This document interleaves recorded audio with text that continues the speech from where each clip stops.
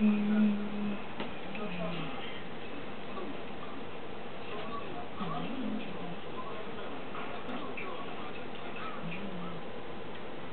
そして始まったのはブラインドテイスティング。ワインの銘柄と名号を情報一切なしで当てた。実はこれ、代表的な名産ワインでは平松が選んだ掘り出し物ばかり。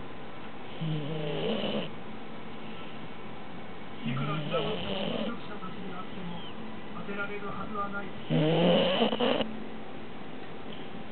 彼らチームソムリエかワインリストの作成を任されている。すなわちどんなワインを店で扱うかは彼らの判断ですね。ワインというものは評価や値段に限らず美味しいものがまだまだあるということをこれで伝えたかったのか。